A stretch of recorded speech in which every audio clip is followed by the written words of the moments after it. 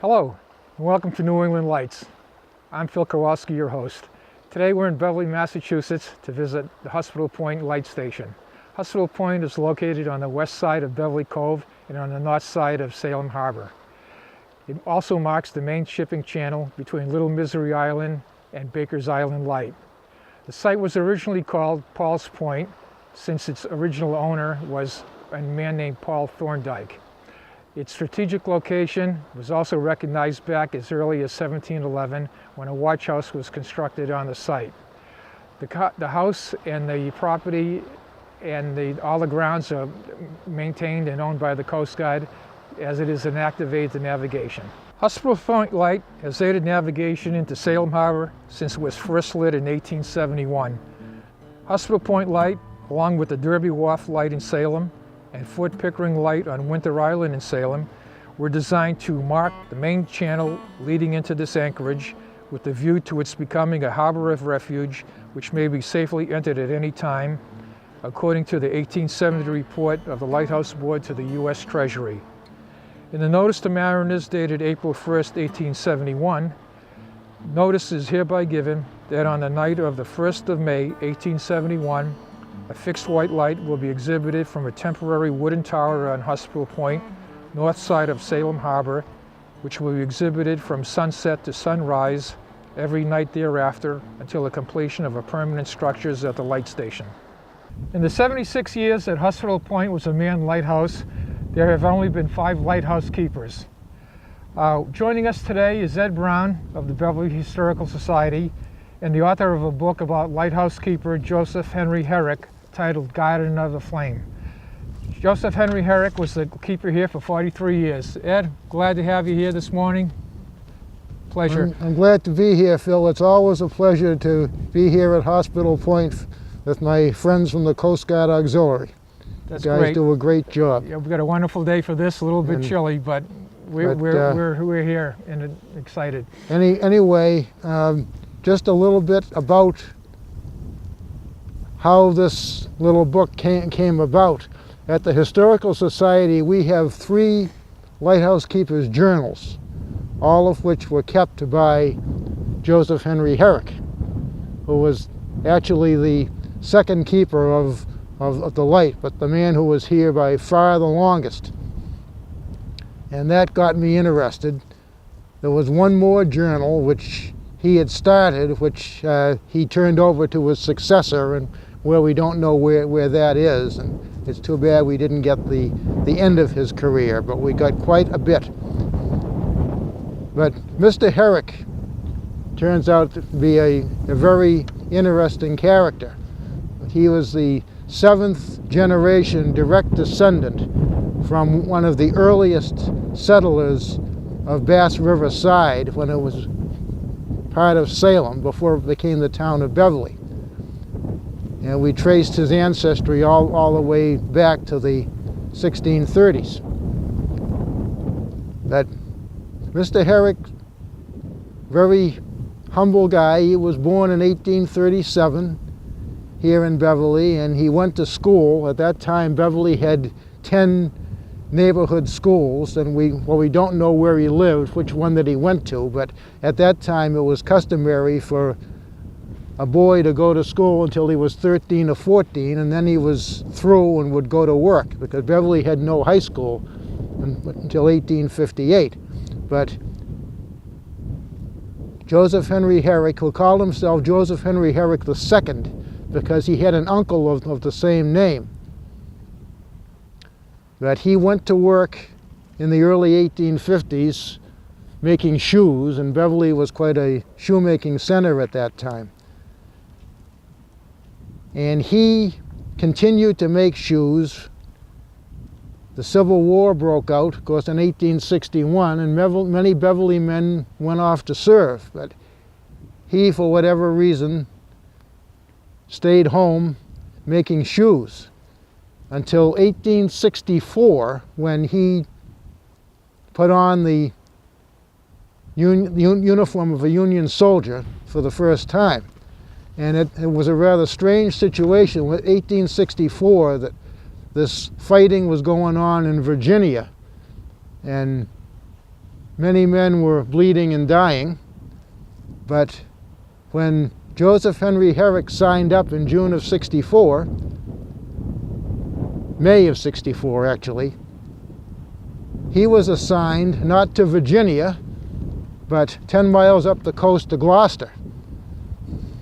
And the reason for that was that earlier in the year, a rogue rebel raider named the Tacoma had attacked the Gloucester fishing fleet out on George's Bank. And after taking the crews off, they burned and sank 6 of the vessels. Well, when the news got back to Gloucester, you can imagine there was a great deal of anger as well as fear, because they felt if they burned our fishing boats, are they going to come after the town next? So the wires went out to Washington, and 3 Navy ships were dispatched to look for the Tacoma. And in order to pacify the people of Gloucester, it was decided that a local militia unit would be brought up to strength and sworn into the Union Army and sent to Gloucester to protect the citizens from invasion by the rebels. And a few of the old Union soldiers who had served with the 8th Regiment signed up for it, and they filled it out with a bunch of shoemakers.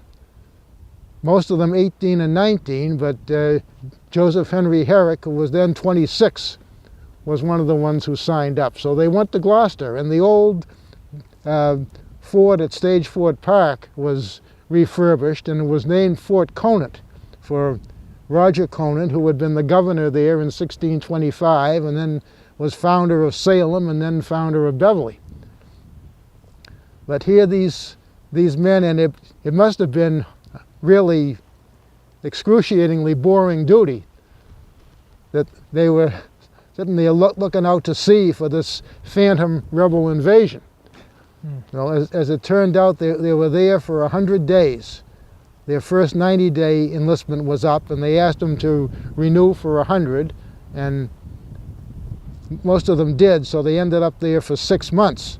But by the end of November in '64, Gloucester felt pretty safe, because by now Sherman was burning Atlanta and getting ready to march to the sea, and the Confederacy was reeling, so they didn't expect any rebels would be showing up. So the 2nd Unattached Company, as they were known, was discharged and came home.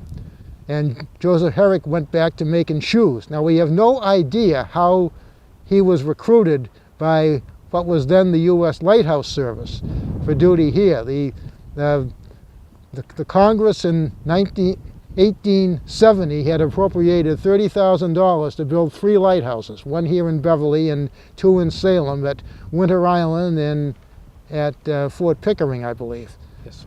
So they went up, and a temporary light was built here, and then the permanent light the following year.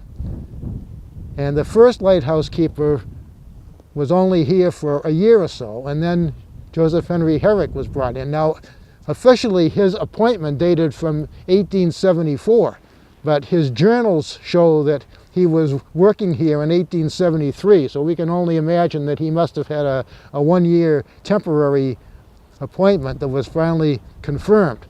Well, at that time, he was just getting ready to get married. Mr. Herrick didn't marry until he was about 38, and then he married a girl from another long-standing Beverly family.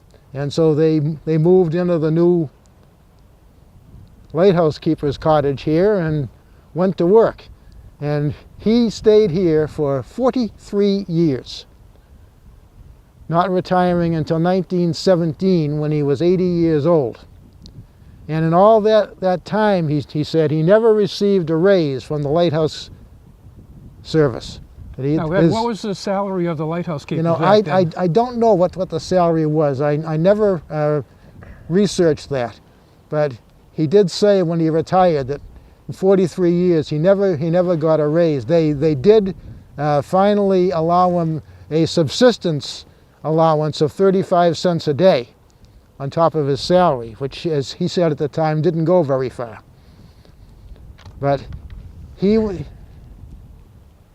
and his wife had 2 children who were born here, a son who was born a year after they were married, and a daughter who wasn't born until 12 years later. She must have been a real afterthought. But the family lived here, and he had no assistant, so I imagine his wife must have known the routine. But they had the oil-fired lamp, and he, of course, would light it at sunset and extinguish it at sunrise. And the keepers would condition themselves to wake up every couple of hours in the night just to make sure that the light was still working. And he received his supplies from a supply vessel that was a little dock here, and they would come in every month and leave off his supplies for the month. And every 3 months he was inspected by an officer from the lighthouse service, and his journals indicated that he always received high marks.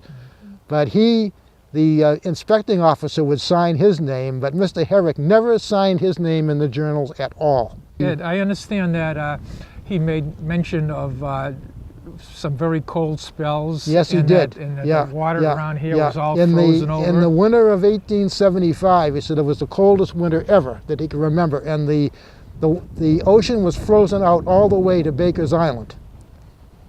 And he said he saw 2 men walk on the ice out to Misery and back. There was one rather happy happening.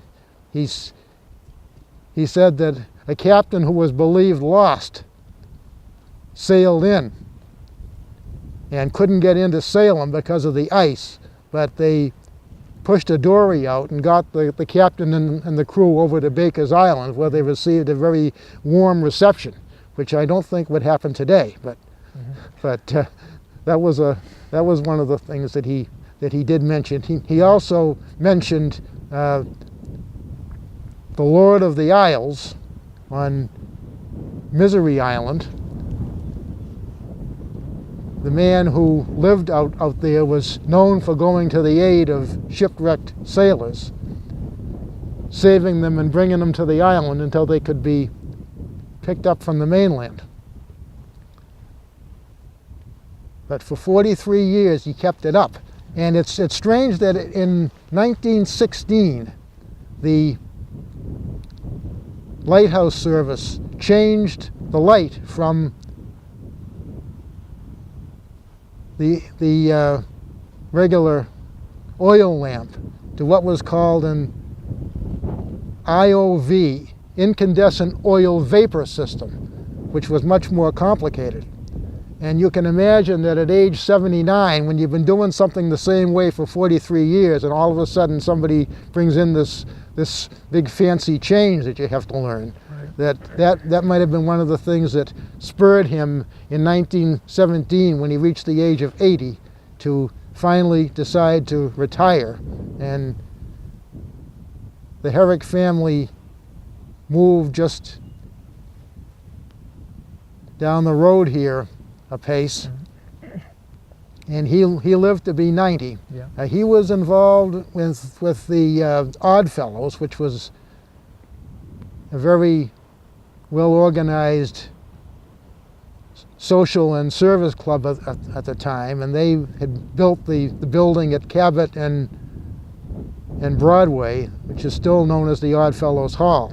I checked, and I believe there is still, at least on paper, an Odd Fellows chapter here, but I don't believe that they're active at all. And they've been taken over, their roles were taken over by later groups like the Rotary and the Kiwanis and the Elks and the Lions. Yeah.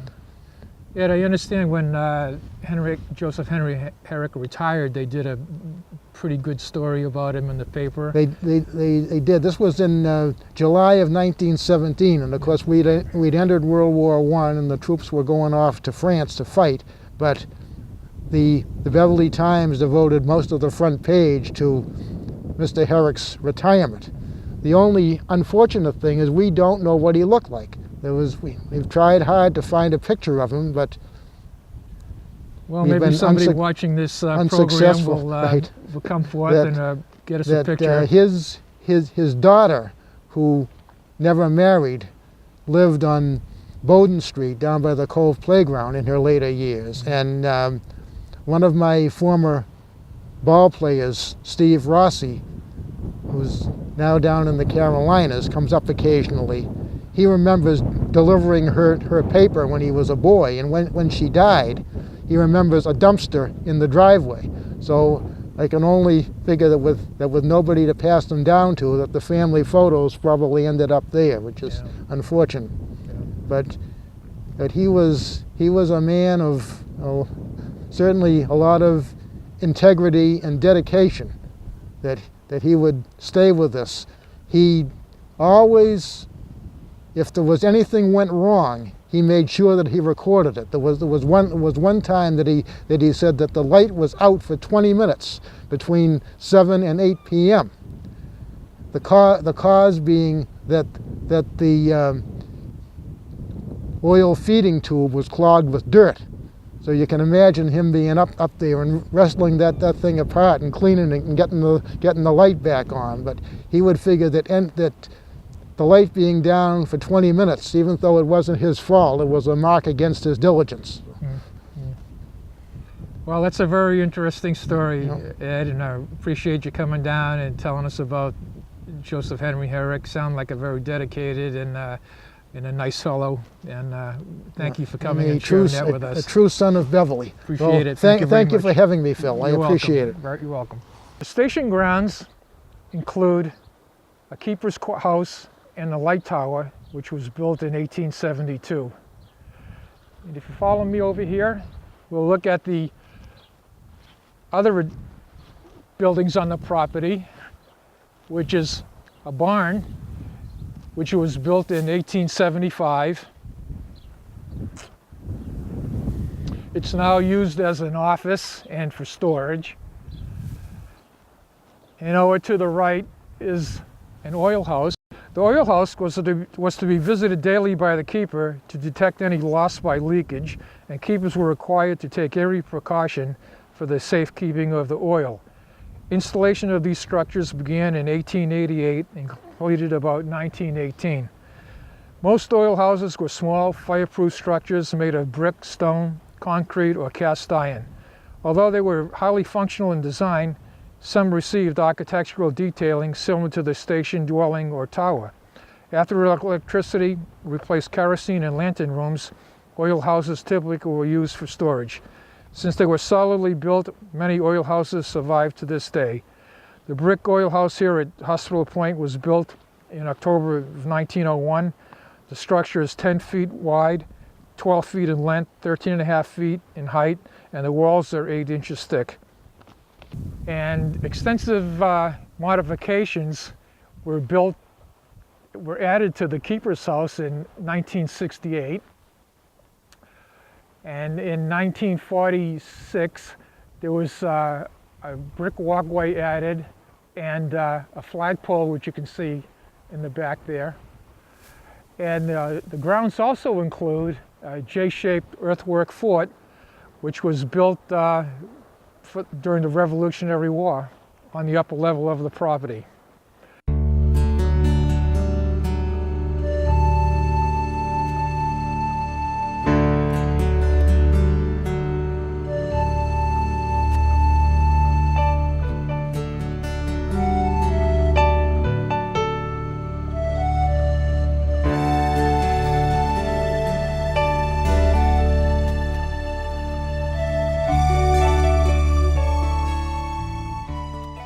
During the War of 1812, with fears of a British naval assault on coastal towns, the smallpox hospital, which was up on the upper level of the property, was briefly used as a military barracks.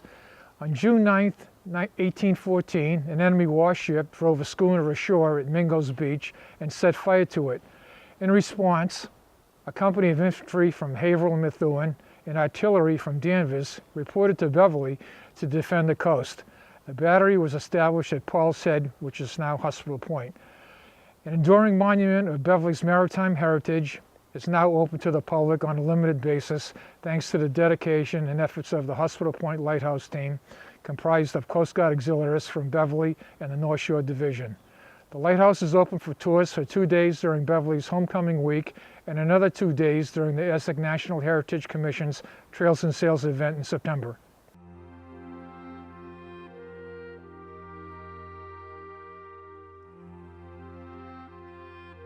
Follow me, and we'll take a tour of the tower. A square pyramidal tower is probably one of the most easiest lighthouses to climb because it has stairs that everybody is familiar with, more like a house. So after every third step, there's a nice landing.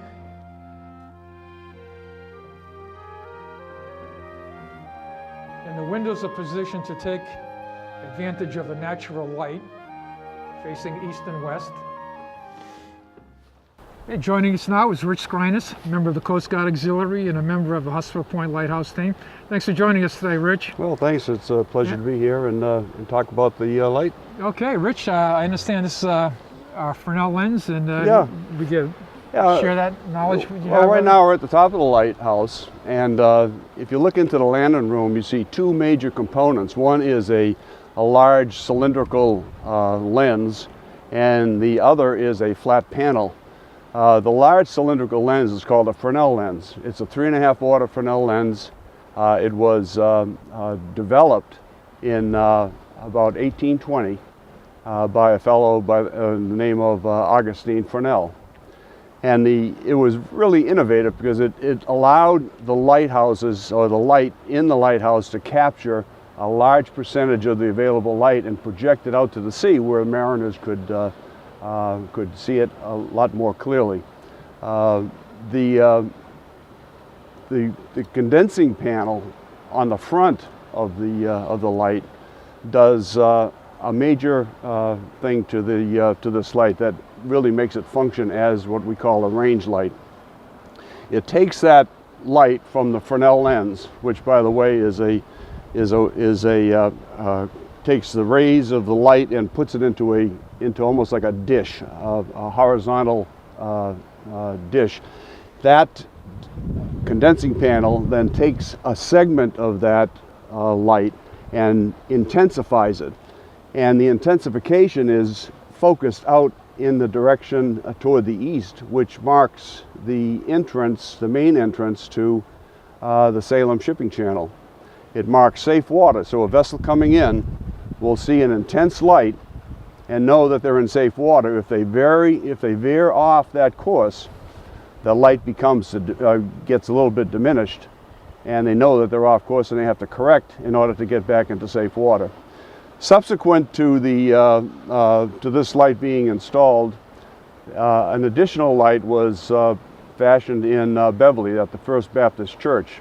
The two lights work in conjunction with each other to form a complete range, where this light becomes the front range, the First Baptist Church becomes a rear range. And if you think of it in terms of a gun sight, you have one light behind the other, and as long as those two lights are lined up, the vessel coming in is in safe water.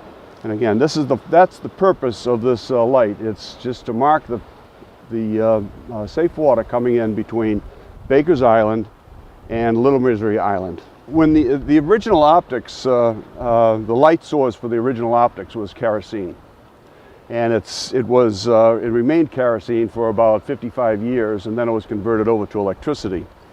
When it was kerosene fired, as we all know, fire needs a source of oxygen. If this was all contained, the lamp would burn the oxygen and the lamp would most likely go out. So in order to keep that from happening, the original design included a series of vents, and you can see them here. They're at several locations around the perimeter of the base of this lamp room.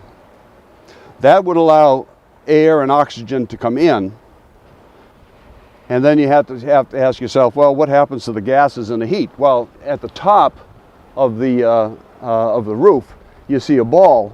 It looks like an ornament, but in actuality, you can think of it as a chimney.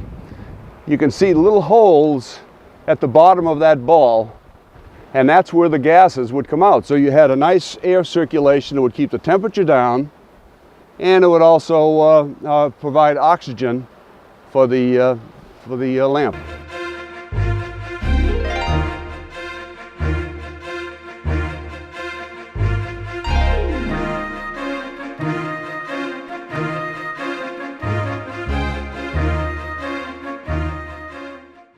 Well, that concludes our program from Hospital Point Light today. I'd like to thank our guests, Ed Brown of the Beverly Historical Society and Rich Skrinas from the Hospital Point Lighthouse Team, Coast Guard Auxiliary. And we'll see you next time when we'll tour another New England Light.